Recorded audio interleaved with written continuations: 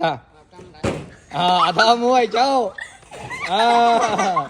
mùi tiết chơi mùi tiết chơi tụi nó chưa chơi mà lên mùi tiết lên chơi chơi cả mục chưa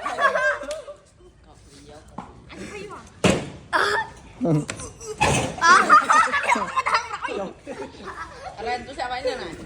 Diam kau tu sama. Acha. Ya namanya ya. Ya. Acha.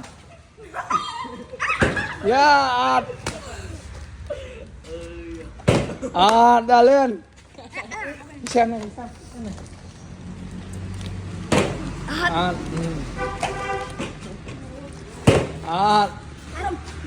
Lại đau không coi vậy đau.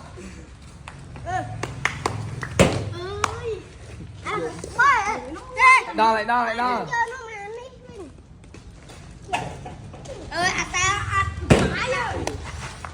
Lại đau. Chưa. Dạ, tiết. Tiết.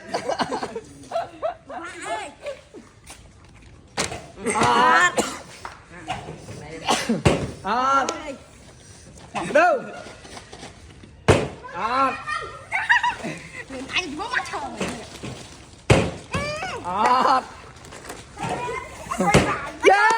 Anh nuôi giờ này giờ đó. Trời ơi. Nuôi đi đây.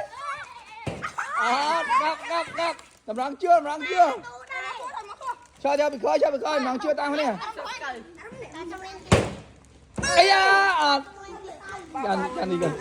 Áo chạm đại đa rồi. Giao đi đây.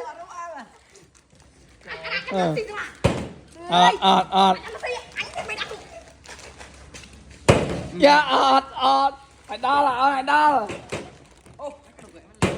Ya, nói đi đây. Nè khơi luôn đi cầm nát. Lên cho gì chưa? Khơi, hốt khơi.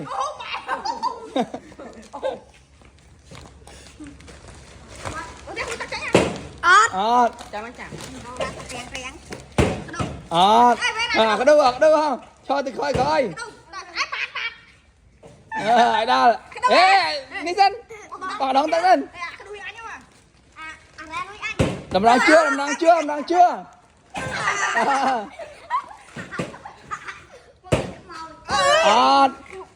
Chìm luôn đi cái nát thầm hèm tí ra này. Lại bay này tí này. Chị Diệp. Hãy giờ đang thân. Lại đo. Ơi, phạt. Đinh. Ta không có vớt đi cầm màu. Lại đo. Vì sao đi? Ngã vậy anh à. Ngắn đi. Ơi. Lại đo. Bạn bay nè.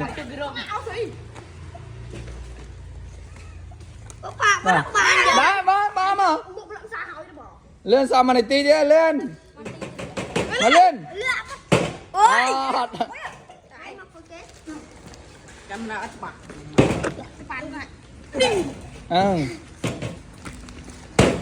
Đó lên, đôi tầm bá lên, đón đưa lên. Đã chưa? Anh ơi. Phạt cái đùi này. Bàn. Được. Ây da, bàn kia da. Đang hiện gần. Ây da, đưa. Lại đo cho nó chưa?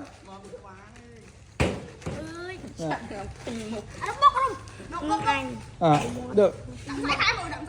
Bạn qua mà này tí đi. Mà lên. Tí đây. Lên.